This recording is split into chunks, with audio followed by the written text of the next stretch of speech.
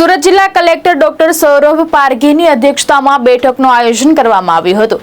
સંબંધિત વિભાગો જોડે બેઠક કરવામાં આવી એક કમિટીની રચના કરવામાં આવી હતી।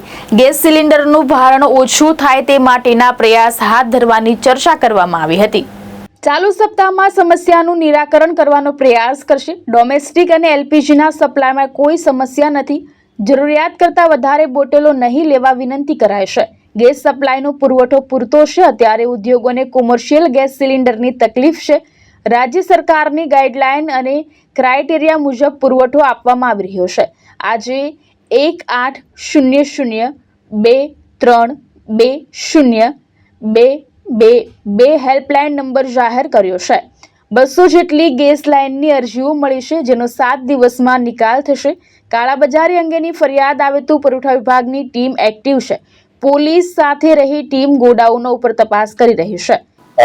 જેમાં આપણે સૌ જાણીએ છીએ કે અત્યારે જે યુદ્ધના લીધે જે પરિસ્થિતિનું નિર્માણ થયું છે, એમાં ગવર્મેન્ટ ઓફ ઇન્ડિયા અને ગવર્મેન્ટ ઓફ ગુજરાત તરફથી ઘણી બધી જે સૂચનાઓ અને એક હતી, આ બાબતમાં આપણે એક ડિસ્ટ્રિક્ટ ટાસ્ક ફોર્સની પણ રચના કરી છે, જેમાં જે કન્સર્ન્ડ જેટલા પણ ડિપાર્ટમેન્ટ્સ છે અને ગવર્મેન્ટ ઓફ ગુજરાત અને ગવર્મેન્ટ ઓફ ઇન્ડિયા તરફથી અમુક જે પ્રાયોરિટીઝ અને એસેન્શિયલ સર્વિસીસ જે નક્કી કરવામાં આવી છે એમને રેશનલાઇઝેશન માટે એક કમિટીની પણ નક્કી કરી છે।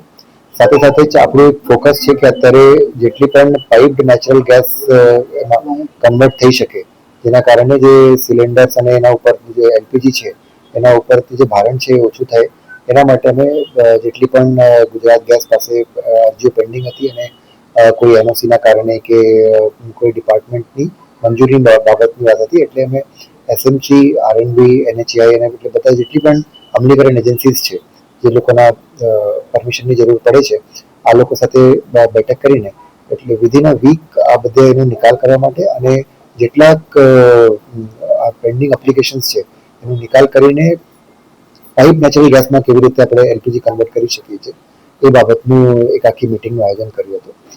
સાથે જ હું આપના માધ્યમથી બધા જે ગ્રાહકો છે એમને પણ જણાવવા માગું છું કે ડોમેસ્ટિક એલપીજી અને જે એજ્યુકેશનલ ઇન્સ્ટિટ્યુશન્સ છે, હોસ્પિટલ્સ અને બીજી એસેન્શિયલ સર્વિસીસ માટે જે જરૂરી એલપીજીના જે સપ્લાય છે એમાં કોઈ ઇશ્યુ નથી।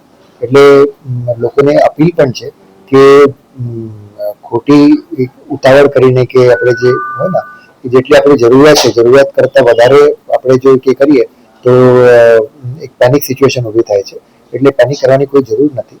એટલે આપણે જે નોર્મલી રીતે ડોમેસ્ટિકમાં અને બધામાં જે સપ્લાય કરીએ છીએ એટલે એ સપ્લાય આવી રહી છે, એટલે એમાં કોઈ ઇશ્યુ નથી। સર, કામદારો પલાયન કરી રહ્યા છે ગેસના કારણે?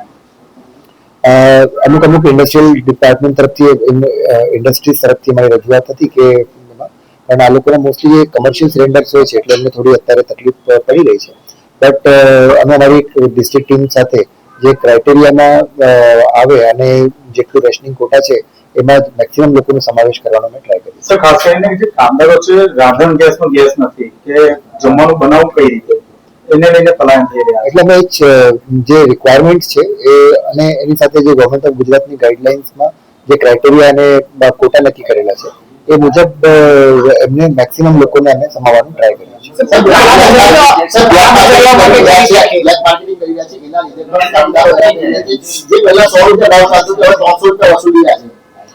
બેસિકલી બ્લેક માર્કેટિંગના અગેન્સ્ટમાં અમે ટીમો પણ બનાવી છે અને પોલીસની સાથે સંયુક્ત રીતે અમે તપાસની અને આકસ્મિક એ પણ કરીએ છીએ અને આજે એક હેલ્પલાઇન નંબર પણ જાહેર થયો છે, તો એમાં પણ કોઈ ફરિયાદ હોય યા આ ટાઈપની જેટલી પણ ફરિયાદો હોય એને નિપટવા માટે અને એમના ઉપર સ્ટ્રિક્ટ એક્શન લેવા માટે આજે મેં બધી ટીમને સૂચના આપી છે। પાઇપલાઇન માટે ટોટલ કેટલી અરજીઓ આવી હતી અને 7 દિવસમાં ટાર્ગેટ પૂર્ણ કરી દેવાનું?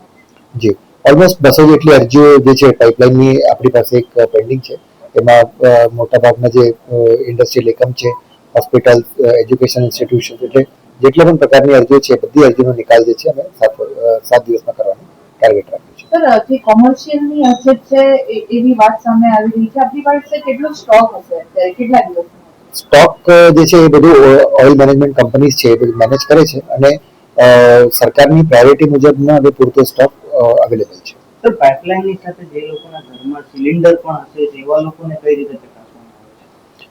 અમે એના માટે ડિવાઇસ કર્યું છે, ગેસ કંપનીઝ અને જે એલપીજી કંપનીઝ છે એમની સાથે અમે જે એમનું ડેટાબેઝ છે એમનું ડેટાબેઝ સરખામણી કરીને we are taking action. Sir તંત્રનો શું એક્શન પ્લાન આ બ્લેક માર્કેટિંગ અને પૂરતા પ્રમાણમાં એલપીજી લોકોને મળી શકે? એટલે જે મેં વાત કરી કે એજન્સી સાથે અમે ચર્ચા કરી છે અને એમને સેન્સિટાઇઝ પણ કર્યા છે.